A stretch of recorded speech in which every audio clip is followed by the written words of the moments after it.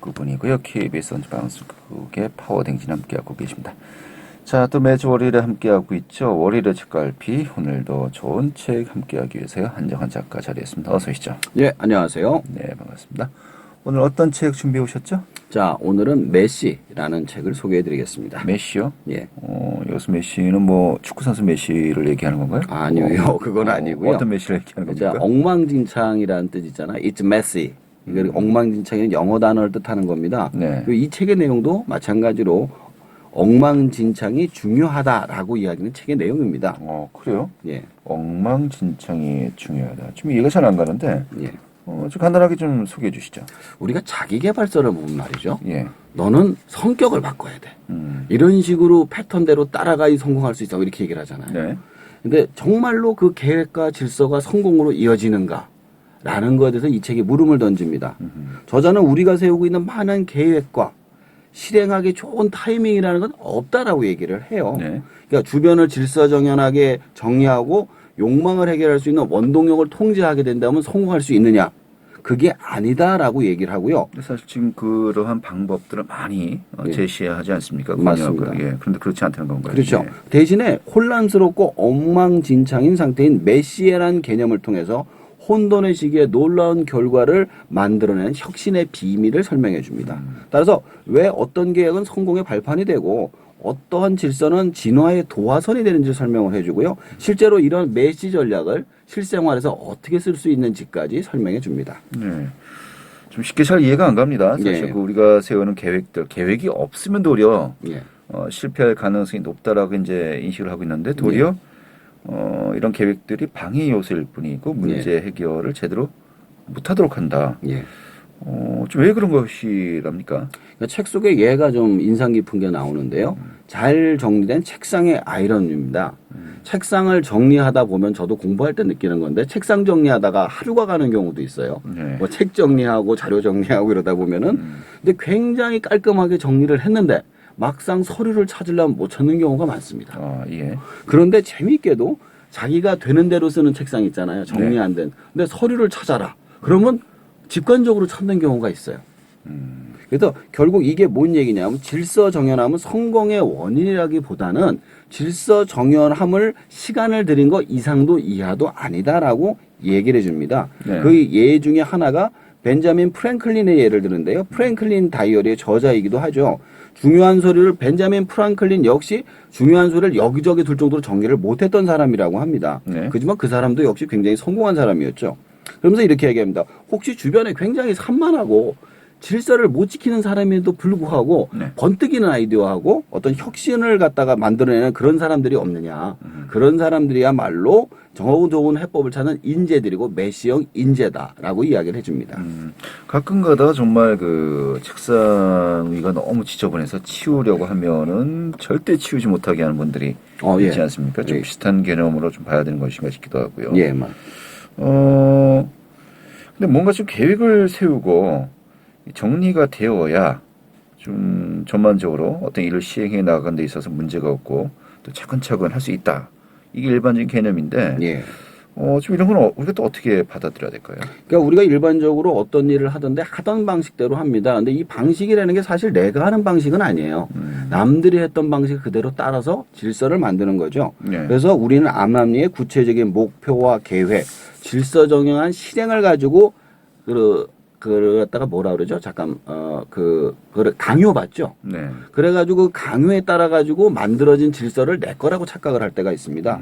천재가 아닌 이상 그 사람들은 10분 단위로 계획을 세고 일일 목표를 달성하려고 수면 시간까지 포기하면서 이렇게 따라가지만 할당량을 채기 위해서 노력한 수량화된 목표는 취지에 맞지 않는 잔물을 유발합니다. 그러다 보면은 결국 효율이 떨어진다는 거죠. 우리가 깔끔한 사무실에서 일하는 사람들의 경우 쉽게 무기력과 의욕저하를 느낀다고 해요. 버려진 공터에서 마구 뛰노는 것이 놀이터에서 노는 것보다 훨씬 재밌을 뿐만 아니라 사고도 덜 난다는 거죠. 그래서 인간은 기본적으로 약간의 혼란과 무질서를 수용할 때 의욕과 혁신의 동기가 피어나는 그런 존재다라고 책 속에서는 이야기해주고 있습니다. 그래요. 우리가 인간이지만은 우리 자신 아니겠습니까? 예. 우리 자신에 대한 여러 가지 많은 그 분석 또 시각을 이제 제공하는데 정말 이 말도 맞는 것 같고 저 말도 맞는 것 같고요. 예. 좀 우리 자신을 모르겠습니다. 예. 자, 그렇다면은 지금 이런 그 책에서 서술한 내용대로 좀 성공한 사람들도 사례들도 많이 소개가 될 것 같은데 어떻습니까? 그러니까 책의 앞부분에 한 천재 소년 피아니스트의 이야기가 나오고 있습니다. 그 소년은 독일에서 최고의 연주장의 최연소로 연주를 하게 됐어요. 우리나라 치면 뭐 세종문화회관쯤 되겠네요. 그렇죠. 근데 한 14살짜리 소년이 가서 거기를 한다고 생각을 해보세요. 그런데 당일 리허설을 하기 위해서 피아노를 갖다가 딱 쳐보면서는 경악을 금치 못했습니다. 이게 피아노가 너무 오래된 거예요. 총수도 제대로 안 돼 있고. 그래서 흰 건반이 너무 찐득찐득하고 튜닝이 엉망이고 검은 건반은 소리가 세고 발판은 제대로 안 눌리는 겁니다. 그래서 소년은 그날 공연을 취소하자고 얘기를 하죠. 네. 그러니까 공연 기획자가 난리가 났을 거 아니에요. 그렇죠. 가서 막 빌고 또 빈 거예요. 그래서 당일날이니까요. 당일날이니까 소년은 공연 직전까지 침묵을 지키다가 공연할 때 바로 나와가지고 공연을 하는데 어떻게 연주를 하느냐. 높은 음역대를 피해서 치는 겁니다. 그리고 자기가 건반을 누를 때 실수라도 살살 누르는 거예요. 그런 식으로 모든 음반 연주를 끝나게 됐습니다. 그러니까 그 연주는 그 연주 회장의 최고의 음반이 돼가지고 베스트셀러로 남게 됩니다. 그래요? 예. 좀 잘못되어 있는 그 어떤 베이스에서 최선의 노력을 기울인 결과 도리어 예. 최선의 결과가 나왔다는 것인데요. 그러니까 창의력이 막 피어난 것이죠. 그래요. 근데 사실 이런 일들이 매번 있으면 안 되는 거 아닙니까? 아, 맞습니다. 어쩌다 있어야지. 예. 근데 책에서는 이런 것을요, 좀 사람들이 일상에서 예. 계속해서 좀 활용이 가능하다. 좀 이렇게 이야기하고 있는 겁니까? 예, 맞습니다. 한마디로 하면 사람의 능력이 문제가 아니라 상황이 문제다라는 건데요. 네. 이 책에서는 이 부분에 대해서 기적이 아니라 누구나 할 수 있는 방법이며 이 방법을 실제로 해서 성공한 락밴드 프로듀서의 이야기를 해주고 있습니다. 네. 어느 정도 성공한 락밴드들 보통 반짝 스타로 끝나잖아요. 한 번 하고 나서. 근데 이 사람들을 가지고 2중, 3중으로 변신을 시켜가지고 아주 긴 기간을 가게 만드는 아주 전설적인 락밴드 프로듀서가 있었습니다. 네. 근데 이 단계에 실패를 하잖아요. 그러면 반짝 스타로 끝나고 마는 거죠. 그래서 이 방식을 한번 소개해 드릴까 합니다. 네, 그래요. 뭐 좀 악명이 높았다라고 좀 이야기하고 있는데, 예. 뭐 왜 그런 겁니까? 왜 악명이 높았나요? 뭐 지옥 훈련 같은 걸 시켜서 그런 건 아니고요. 자, 우선 카드를 만들어요. 훈련 카드를 만드는데 이 훈련 카드 안에 내용을 무작위적으로 막 섞습니다. 그리고 락밴드가 어떤 음악이 작곡이 더 이상 앞으로 나아가지 못할 때 그 카드를 뽑죠. 그리고 그 카드 중에 한 장이 이렇게 써 있습니다. 악기를 바꿔라. 그래가지고 드럼 치는 친구가 기타를 치는 거예요. 네. 그러면 어떻게 되겠어요? 잘 못 치겠죠. 그래도 그 상태로 가는 겁니다. 그러다가 또 이제 새로운 방식으로 음악을 또 만든다는 거예요. 그런 식으로 네. 하다가 또 이제 음악이 또 갇히면 이렇게 써있죠. 가장 연주하기 어려운 부분을 세밀하게 다시 표현해라. 그러니까 굉장히 힘든 거예요. 그리고 또 그렇게 계속 하다 보면 락밴드가 미칠 지경인 겁니다. 근데 이런 식으로 프로듀싱이 끝나고 나면 락밴드 역사에 남는 명반이 나온다고 하네요. 그러니까 이처럼 자신의 생각을 뛰어넘는 방식으로 일을 풀어나가면 전혀 다른 관점으로 일을 하기 때문에 창의력이 막 솟아난다는 그런 얘기를 해주고 있습니다. 한마디로 예측 불가능이 되는 것 같네요. 예, 맞습니다. 그래요. 내가 잘할 수 있는 어떤 시스템 내에서 하게 되면은 사실 좀 비슷한 예. 어떤 뭐 결론을 미리 예상할 수 있고요. 또 아이디어도 이제 그렇게밖에 안 나오는데 전혀 다른 관점으로 일을 할 수 있다. 예. 충분히 또 일리가 있는 것 같기도 하고요. 다른 사례는요?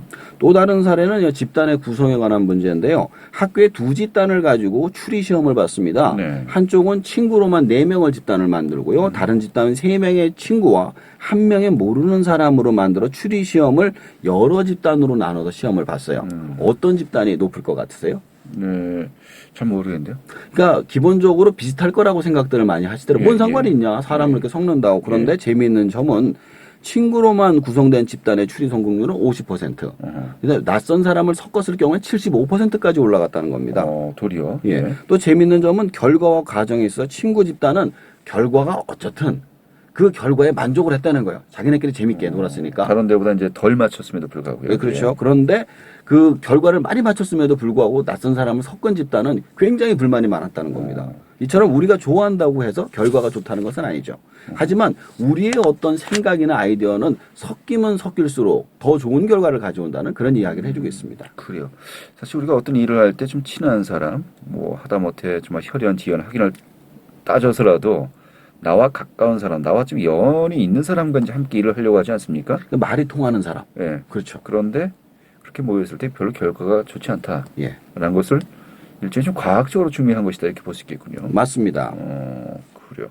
자, 그렇다면 이런 결과 좀 우리 생활에 좀 어떻게 접목시킬 수 있는 걸까요? 뭐 몇십 가지 방법이 나오는데요. 제가 5가지만 뽑아왔습니다. 첫 번째, 서류는 자주 보는 순으로 쌓아두는 것이 좋다. 네. 그리고 두 번째, 일이 풀리지 않을 땐 일단 덮고 나중에 시작하는 것이 방법이다.